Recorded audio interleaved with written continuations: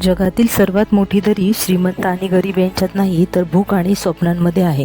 आजची कहाणी एका मुलाची आहे ज्याच्याकडे शाळेचे दप्तर, पुस्तके, वह्या, कपड्यांची कमतरता होतीच आणि त्याच्याकडे जेवायला पुरेसे अन्नही नव्हते. तरीही त्याने एका भारतातील महान गणिताच्या प्राध्यापकाला गुडघे टेकवायला लावले. शिक्षकाला 15 वर्ष न सुटणारा प्रश्न, कचरा वेचणारा यश त्याने फक्त 1 मिनिटात सोडवला. चला पाहूया त्याने ते कसे केले. सकाळचा सूर्य उगवला नव्हता तेव्हा शहरातील सर्वात प्रसिद्ध आणि महागड्या इंटरनॅशनल स्कूलच्या गेटवर गर्दी सुरू झाली. ही शाळा श्रीमंतांच्या मुलांना शिक्षण देत होती, जिथे प्रवेश प्रतिभेपेक्षा पैशांवर जास्त अवलंबून होता. मोठ्या गाड्या थांबत होत्या आणि मुलं गाड्यांमधून उतरत होती. त्यांचे कपडे चमकत होते, त्यांच्या बुटांवर धुळीचा एक कणही नव्हता. पण या सर्व चमकांपासून दूर शाळेच्या भिंतीबाहेर कचऱ्याच्या ढिगाऱ्याजवळ एक 12 वर्षांचा मुलगा उभा होता. त्याचे नाव यश होते. चे रूप असे होते की लोक त्याच्याकडे पाहून तोंड फिरवत असत. त्याचे कपडे घाणेरडे होते, त्याच्या शर्टची बटणे तुटलेली होती, त्याची पॅन्ट फाटलेली होती आणि त्याने वेगवेगळ्या रंगाच्या चपला घातल्या होत्या. चप्पल त्याला कदाचित कचऱ्याच्या डब्यातच सापडलेल्या असतील. त्याने खांद्यावर एक मोठी प्लास्टिकची पिशवी लटकवली होती. पण जर तुम्ही यशच्या डोळ्यात बारकाईने पाहिले तर तुम्हाला भूक नाही तर चमक दिसेल. यश कचरा उचलत होता, पण त्याचे लक्ष प्लास्टिकच्या बाटल्यांकडे कमी आणि शाळेच्या आतून येणाऱ्या आवाजाकडे जास्त होते.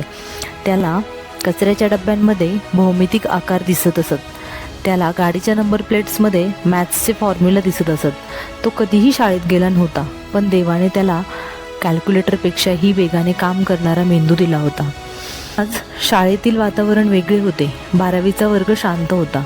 प्राध्यापक प्रभाकर जोशी वर्गात आले.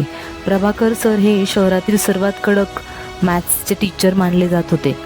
त्यांच्या प्रश्नामुळे विद्यार्थ्यांना घाम फुटायचा. प्रभाकर सर आज खूप रागवलेले दिसत होते. त्यांनी त्यांच्या हातातला डस्टर टेबलावर मारला आणि संपूर्ण वर्ग शांत झाला. मुलांना ओरडत होते, तुम्हाला वाटते की तुमच्या वडिलांचे पैसे तुम्हाला पार पाडतील. ही पैशाने विकत घेता येणारी वस्तू नाही, त्यासाठी कठोर परिश्रम करावे लागतात. संपूर्ण वर्ग घाबरला. प्रभाकर सरांनी खडू उचलला आणि ब्लॅकबोर्डकडे वळाले. त्यांनी बोर्डवर एक प्रश्न लिहायला सुरुवात केली.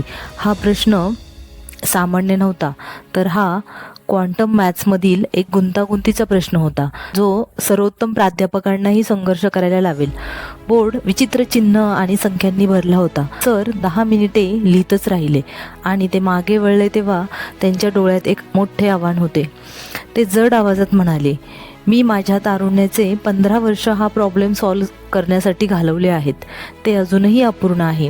मी त्याला द इम्पॉसिबल इक्वेशन असे नाव दिले आहे.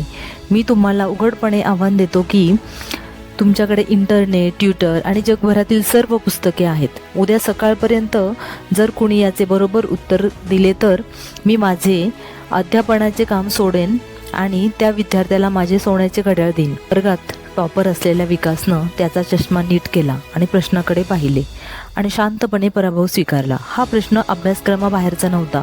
बेल वाजली आणि प्राध्यापक रागाने बाहेर पडले. विद्यार्थीही कुजबुजत बाहेर पडले. तो म्हातारा वेडा आहे, विकास त्याच्या मित्राला म्हणाला. कोणताही माणूस हा प्रश्न सोडवूच शकत नाही. पण कोणाच्याही लक्षात आले नाही की यश वर्गाच्या खिडकीबाहेर लोखंडी ग्रिलला चिटकून उभा होता. त्याच्या काळ्या बोटांनी ग्रिलला घट्ट पकडले होते. त्याचे डोळे बोर्डवर लिहिलेल्या प्रश्नाकडे खिळले होते. प्रश्न त्याला भीतीदायक वाटलाच नाही. तो एखाद्या सुंदर कवितेसारखा वाटत होता. त्याच्या मनात संख्या नाचत होत्या. त्याला असे वाटले की प्रश्न त्याच्याशी बोलत आहे, त्याला बोलवत आहे. यश तिथे उभा राहिला. जोपर्यंत शिपायाने काठी उगारली नाही आणि त्याला हाकलून लावले नाही तोपर्यंत तो तिथंच उभा राहिला. तू शाळा खराब करत आहेस, शिपाई ओरडला. यश पळून गेला, पण त्याचे मन अजूनही वर्गात होते. रात्र झाली होती. शहर झोपले होते, पण यशला झोप येत नव्हती. त्याचे मद्यपान करून आलेले वडील घरात घोरत होते आणि त्याची आई आजारी होती. घरी खायला काहीच नव्हते. यशचे पोट भुकेने दुखत होते, पण आज भुकेपेक्षा जास्त त्या प्रश्नाची काळजी तो करत होता. त्या प्रश्नामुळे त्याला झोप येत नव्हती. ती चिन्हे त्याच्या मनात वारंवार येत राहिली. पहाटे 2 वाजता जेव्हा तो आता सहन करू शकला नाही तेव्हा यश जागा झाला. मला वाटले की जर त्याने तो प्रश्न सोडवला तर कदाचित त्याच्या मनातील आवाज शांत होईल. तो शांतपणे त्याच्या झोपडीतून बाहेर पडला आणि शाळेकडे धावला. शाळेचा मागचा दरवाजा, जिथे तो सहसा प्लास्टिक घेण्यासाठी आत जात असे, तो तुटलेला होता. आज तो प्लास्टिक उचलणार नव्हता, तर काहीतरी नवीन शिकणार होता. शाळेचे कॉरिडॉर अंधारात झाकलेले होते. समोरच्या गेटवर गार्ड झोपला होता. यश सावलीसारखा वर्गाच्या खिडकीजवळ पोहोचला. खिडकी उघडी होती. त्याने उडी मारली आणि वर्गात काळाभोर अंधार होता. फक्त स्ट्रीट लाईटचा मंद प्रकाश चमकत होता. प्रश्न अजूनही बोर्डवर लिहिलेला होता. यश हळूहळू पुढे सरकला. त्याचे पाय थरथरत होते. त्याला पकडले जाईल की नाही याची भीती नव्हती. त्याला तो प्रॉब्लेम सॉल्व्ह करता येईल की नाही याची मनात भीती वाटत होती. त्याने शिक्षकांच्या टेबलवरून खडूचा तुकडा उचलला. त्याच्या खडबडीत घाणेरड्या हातात खडू विचित्र वाटला. तो लिहू लागला.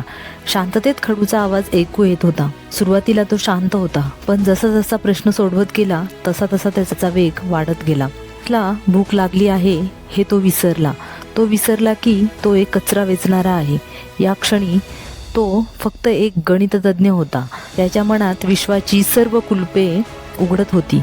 त्याला असा मार्ग सापडला होता जो प्राध्यापक प्रभाकर यांना गेल्या 15 वर्षात सापडला नव्हता. घामाने आणि धुळीने भिजलेला यश 3 तासांपासून लिहित होता. संपूर्ण बोर्ड भरत होता. शेवटी त्याने एक बॉक्स काढला आणि उत्तर लिहिले 0. इतके वादळ आणि उत्तर फक्त 0 होते. यश मागे हटला. त्याने बोर्डकडे पाहिले आणि त्याच्या चेहऱ्यावर एक हास्य उमटले, जे त्याला पोटभर जेवल्यानंतरही मिळाले नसते. खिडकीतून उडी मारली आणि रात्रीच्या अंधारात त्याच्या जगात कचऱ्याच्या ढिगाऱ्यात तो परत गेला. दुसऱ्या दिवशी सकाळी प्राध्यापक प्रभाकर वर्गात आले. त्यांचा मूड कालपेक्षाही वाईट होता. कोणी प्रयत्न केला प्रॉब्लेम सॉल्व्ह करण्याचा? त्याने उपहासाने विचारले. संपूर्ण वर्ग शांत झाला. विकास उभा राहिला. सर, आम्ही गुगलवरही तपासले, असा प्रश्न कुठेच नाही. हा चुकीचा आहे. प्राध्यापक हसणार होते तेव्हा त्यांची नजर बोर्डकडे पडली. त्यांचे हात थरथर कापू लागले. ते हळूहळू जणू एखाद्या जादूने बोर्डकडे गेले. वर्गातील विद्यार्थी आश्चर्यचकित झाले. सर, काय पाहत आहेत? प्राध्यापक बोर्डच्या जवळ गेले. त्यांनी चष्मा काढला आणि तो नीट पुसला आणि परत घातला. 4थी पायरी ही पद्धत? अरे देवा, पायरी 12वी. वेळच बदलली. प्राध्यापक अडखळले. त्यांच्या डोळ्यात अविश्वासाचे अश्रू आले. हे अशक्य आहे. हे अगदी बरोबर आहे. हे परिपूर्ण आहे. ते अचानक मागे वळले आणि ओरडले. हे कोणी केले?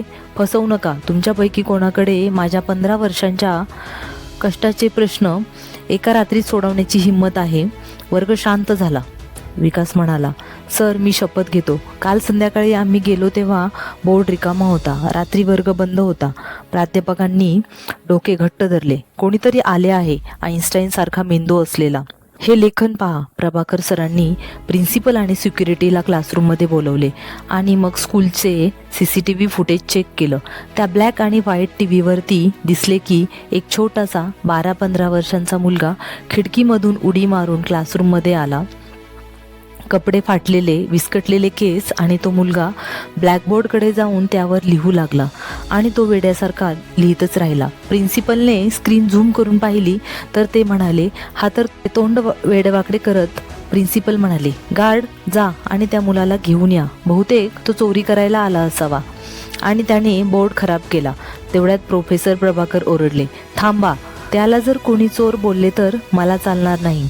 त्याने चोरी केली नाही, तर त्याने मला आणि या स्कूलला एक नवीन दिशा दिली आहे. त्याला शिस्तीत माझ्यासमोर घेऊन या. थोड्या वेळातच 2 सिक्युरिटी यशला घेऊन स्टाफ रूममध्ये आले. तो पूर्णपणे घाबरून गेला होता. त्याला वाटले, मी लपून क्लासरूममध्ये गेलो म्हणून आता मला ते पोलिसांच्या ताब्यात देणार. त्याचे कपडे खूप मळालेले होते. त्यातून खूप घाणेरडा वास येत होता. बाजूला बसलेले टीचर्स नाकावर रुमाल लावून बसले. पण प्रोफेसर प्रभाकर मात्र आपल्या खुर्चीवरून उठले आणि त्याच्याजवळ गेले. यश घाबरून बोलू लागला, सर, मला माफ करा. मी काहीही चोरलं नाही. मला फक्त ब्लॅकबोर्डवरचा प्रॉब्लेम सॉल्व्ह करायचा होता. मला वाटले की ते मी करू शकतो. मी खडू पण परत ठेवला. मला मारू नका. त्याच्या डोळ्यात पाणी होते. प्रोफेसर प्रभाकर यांनी यशचे हात आपल्या हातात घेतले. ते हात आतापर्यंत त्याने कधीही साबणाने धुतले नव्हते. ते हात एक मोठे प्रोफेसर, तू काहीही चोरले नाहीस, पण तू मला ते दिलेस की माझे संपूर्ण जीवन मी जे शोधत होतो. प्रोफेसर प्रभाकर त्याला विचारू लागले, तू हे सगळं कुठून शिकलास? तू स्कूललाही जात नाहीस. यशने मान खाली घातली. सर, स्कूलला जाण्यासाठी माझ्याकडे पैसे नाहीत. मी कचऱ्याच्या रद्दीतून जे नोट्स मिळतील त्याच्यातून शिकलो आहे. आणि लोक मला वेडा म्हणतात, कारण मी जिथे रिकाम्या भिंती दिसतील तिथे नंबर व फॉर्म्युला लिहितो. प्रोफेसर म्हणाले, तू वेडा नाहीस, तू हिरा आहेस. प्राध्यापक त्याला वर्गात घेऊन गेले. त्याच वर्गात जिथे श्रीमंत मुलं बसायची. यश दाराशी थांबला. आत ये, प्राध्यापक म्हणाले. यश आत येताच मुलं हसायला लागली. अरे, हा तर कचरा उचलणारा मुलगा आहे, याची किती दुर्गंधी येत आहे. प्राध्यापकांनी डस्टर वाजवला. गप्प बसा, तोंड बंद ठेवा तुमचं. जर या वर्गात कोणी सर्वात श्रीमंत असेल तर हा मुलगा आहे. तुमच्याकडे सर्वांकडे पैसे आहेत, पण याच्याकडे अशी संपत्ती आहे जी वाटता येत नाही. प्राध्यापकांनी यशला खडू दिला. यश, तू या सर्वांना समजावून सांगू शकतोस तू ही शेवटची स्टेप कशी सॉल्व्ह केलीस? सुशने थरथरत्या हातांनी खडू धरला. सुरुवातीला त्याला भीती वाटली, पण खडूने बोर्डवर लिहिताच त्याची भीती नाहीशी झाली. त्याचा आवाज आत्मविश्वासाने भरला. तो समजून सांगू लागला की त्यानं कसं वाऱ्याचा वेग आणि वेळ एकत्र जोडून तो प्रॉब्लेम सॉल्व्ह केला होता. जेव्हा त्याचे बोलणे थांबले तेव्हा संपूर्ण क्लासमध्ये एखाद्या टाचणी पडल्यावरही आवाज येईल इतकी शांतता होती. जे मुलं त्याच्याकडे वाईट नजरेने बघत होते, आज त्याच्या डोळ्यात यशबद्दल रिस्पेक्ट होता आणि ते आश्चर्याने त्याच्याकडे बघत होते. तू वेडा नाहीस, तू एक प्रतिभाशाली आहेस, तू तो हिरा आहेस. अध्यापक प्रभाकर यांनी त्यांच्या मनगटातून सोन्याचे घड्याळ काढून यशच्या मनगटावर बांधले, परंतु त्याची चमक खूप जास्त होती. प्राध्यापक म्हणाले, आजपासून तू कचरा उचलणार नाहीस, आजपासून तू पेन उचलणार आहेस. तुझे शिक्षण, तुझे जेवण, तुझे राहण्याची व्यवस्था, सर्व काही माझी जबाबदारी आहे. मी पाहतो की तुला कोण थांबवते. यशच्या डोळ्यात पाणी आले आणि तो प्रोफेसर प्रभाकर यांच्या पाया पडू लागला. प्राध्यापकांबद्दलच्या प्रेमाने तो भारावून गेला होता. सर, मला फक्त अभ्यास करू द्या, मला काहीही नको, मला फक्त प्रश्न सोडवायचे आहेत. प्राध्यापकांनी त्याला उचलले आणि घट्ट मिठी मारली. त्या दिवशी त्या महागड्या परफ्यूमच्या सुगंधित शाळेत घामाचा आणि कचऱ्याचा वास येणाऱ्या एका मुलाने सर्वांना मानवतेचा धडा शिकवला. शाळा संपल्यानंतर यश बाहेर आला आणि त्याची जुनी घाणेरडी पोती उचलली. एकदा ती पाहिली आणि नंतर ती कचऱ्याच्या डब्यात फेकून दिली. ती फक्त पोती नव्हती, ती त्याचे जुने आयुष्य होते, जे तो कायमचे मागे सोडून जात होता. त्याने वर आकाशाकडे पाहिले.